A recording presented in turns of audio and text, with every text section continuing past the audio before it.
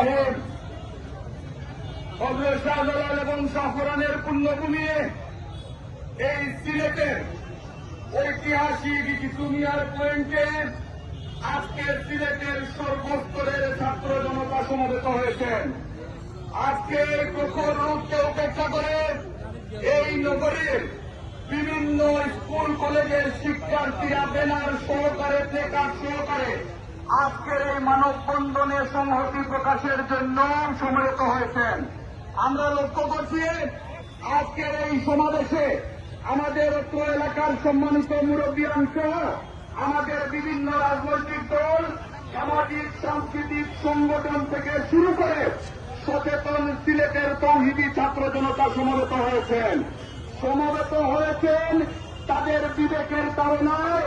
আমরা আজকে সমবেত হয়েছি একটি ন্যায্য দাবি সংশ্লিষ্ট কর্তৃপক্ষের কাছে উপস্থাপন করার জন্য। আমরা লক্ষ্য করেছি গত কিছুদিন আগে আমাদের এক বোন অত্যন্ত নির্মমভাবে এখানে নিহত হয়েছে। আমরা লক্ষ্য করেছি একটি বেপরোয়া ট্রাক কিভাবে তার জীবন কেড়ে নিয়েছে। আমরা লক্ষ্য করেছি এর আগেও এই পয়েন্টে অসংখ্য দুর্ঘটনা ঘটেছে। এই পয়েন্টে এর আগেও দুর্ঘটনায় পতিত হয়ে অনেকে এখনো পঙ্গুত্ব বরণ করে ঘরে বসে আছে। আজকে সর্বস্তরের মানুষ আজকে সমবেত হয়েছে। এই কর্মটি যারা করেছেন তারা তৎকালীন সময়ে দায়িত্বশীল কর্মকর্তা ছিলেন।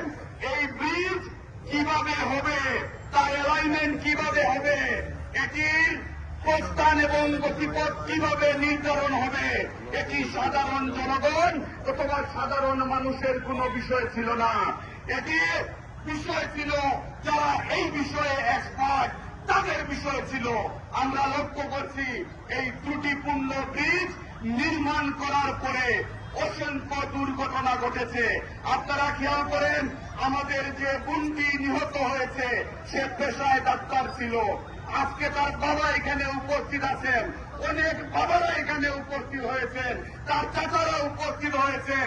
সম্মানিত অভিভাবক মন্ডলী, আপনারা কল্পনা করেন আজকে তার বাচ্চা তাদের মনের মধ্যে রক্তক্ষরণ হচ্ছে।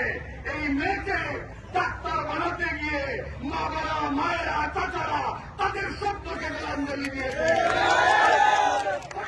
দাবি অবিলম্বে এই ত্রুটিপূর্ণ ব্রিজের ব্যাপারে কর্তৃপক্ষ দ্রুততার সহিত পদক্ষেপ নেবেন যাতে আর কোন মায়ের মুখ খালি না হয়। এই ব্রিজের দুপাশে যে রাস্তা রাখা হয়েছে সেটি মাত্র 10 থেকে 12 ফুট, মাত্র 8 ফুট। এই 8 ফুট রাস্তা রেখে এই কর্মটি যারা করেছেন তাদের বিরুদ্ধে তদন্তমূলক ব্যবস্থা নিয়ে শাস্তির আওতায় আনতে হবে। এই হত্যাকাণ্ড যেভাবে সংগঠিত হয়েছে, এই হত্যাকাণ্ডের দায় থেকে এই ব্রিজ যারা নির্মাণ করেছেন তাদেরকে মুক্তি দেওয়ার কোন সুযোগ নেই।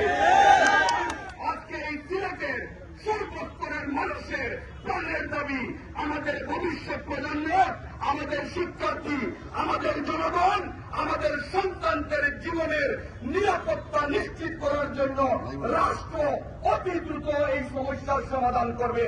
যারা আজকের এই মানববন্ধনে উপস্থিত হয়েছেন আপনাদের সকলের প্রতি সিলেট মহানগর বিএনপির পক্ষ থেকে ধন্যবাদ এবং কৃতজ্ঞতা জানিয়ে আমি আমার বক্তব্য শেষ করছি।